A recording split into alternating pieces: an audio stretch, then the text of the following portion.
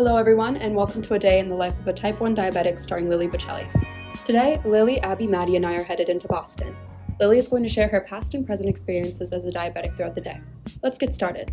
Okay, so when I was first diagnosed, I was at my pediatrician. I'd taken math MCAS actually that day, and I was just not really feeling good, and my mom thought my brother had strep throat, so she was like, oh, I'll just take you two to get tested. And I went, and then my doctor was like, we can talk to you privately.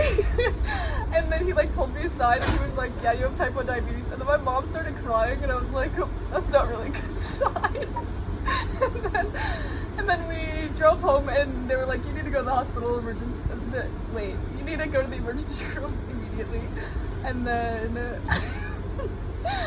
I went home and my dad was like, the only thing you can eat is celery. I don't really know why he said that because it's not true, but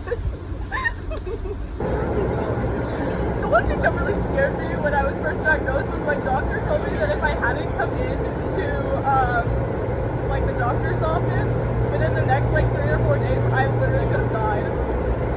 But I was in elementary school. I didn't see that.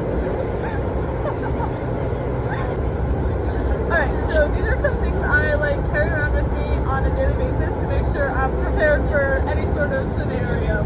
Today we're going into Boston, so I had to make sure to be a little extra prepared. So I have that's not it. Sorry.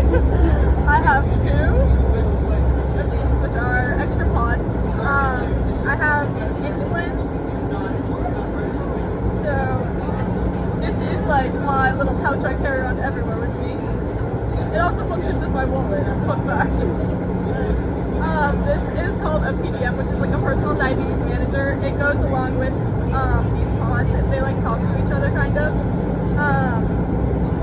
And in here I also have insulin, test strips, and then this is chapstick, but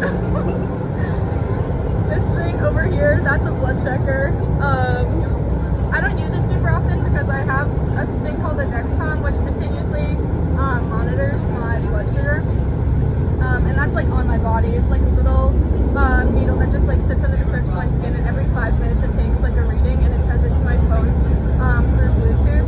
And then that actually communicates with this, which is a new concept. It's a semi-closed loop system. So when my blood sugar goes higher, this tells my pod to give me more insulin, and when it goes lower, it tells it to give me less insulin. So yeah, the pods I just fill up with insulin, and then they automatically have a system that inserts the tube, and it's all set. It's not uncomfortable or anything. Well, sometimes it can be, but it's not too bad.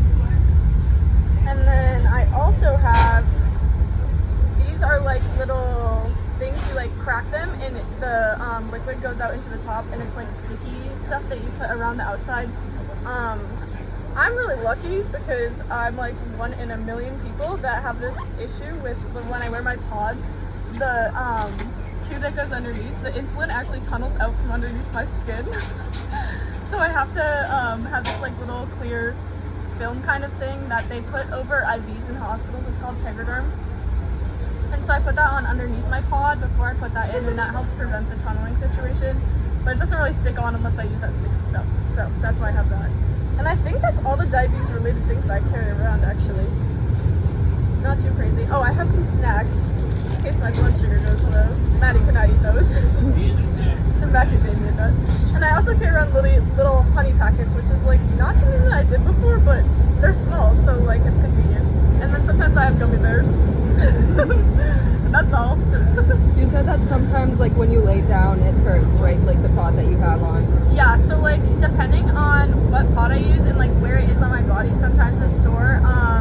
Right now I'm wearing my pod. It's more towards the back of my arm than I normally would because you have to kind of change the site around depending on how your skin is doing. Lately I've been having really annoying skin reactions to the adhesive, so I can't really put on my stomach right now because I have rashes from the sticky stuff. So I have it in a spot that's further back on my arm than I normally put it, and that kind of it's uncomfortable where it is right now just because I think I was too tensed up when it went in. So when I lay on that one, it hurts a little bit. So I just try to lay it away where it avoids contact with it. But usually Dexcom is not as bad for some reason because it just like is more comfortable the way that it sits under my skin, I guess. This is the first insulin pump. Oh, I'm wearing a long sleeve. I was gonna show you mine right now, but it's like this big. So very different. Yeah, a lot of advancement. Alright, so diabetes doesn't really affect what I can and cannot eat on a day-to-day basis. It's more like I just have to make sure I give myself insulin every time I am eating, carbs at least. I just have to make sure that I'm covering for the amount I'm eating, and obviously like I'm not going to eat a huge influx of sugary like foods because it's just going to make my blood sugar spike. But as long as you cover for it with insulin, it's not really a huge deal, so it's like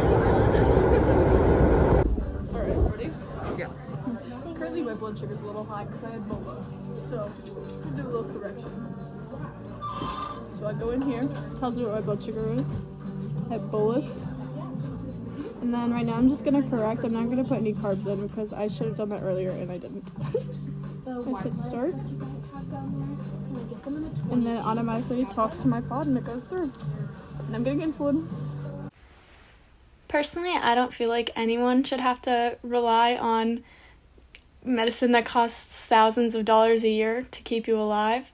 But I'm not sure what the best course of action is to lowering the prices of necessary medical costs, but it's definitely something that deserves more focus. And as the cost of living continues to rise, I think it's something that's going to be increasingly important. Seagull, do you see that? At night. Never before seen. I don't know what to tell you. Rare sighting. Just like a diabetic. Just kidding. Really not that rare. One of them at UFO.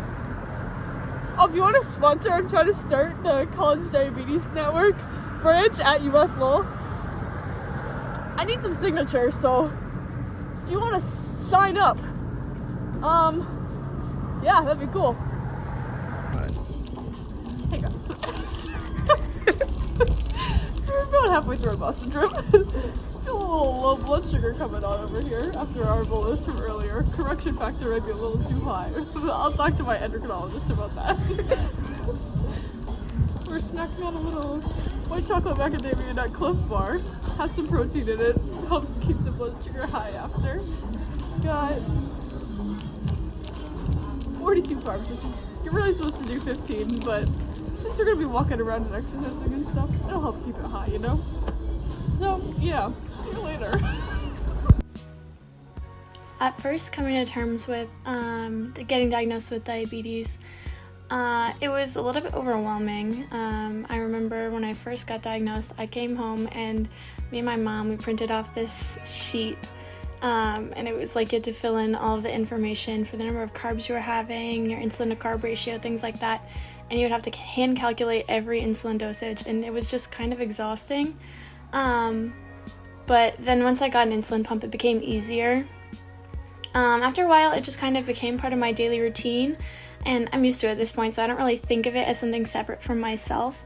And I wouldn't say that it was necessarily an easy thing to come to terms with, but it's something that comes with time, and eventually you stop putting so much thought into it, and it just kind of becomes second nature to you.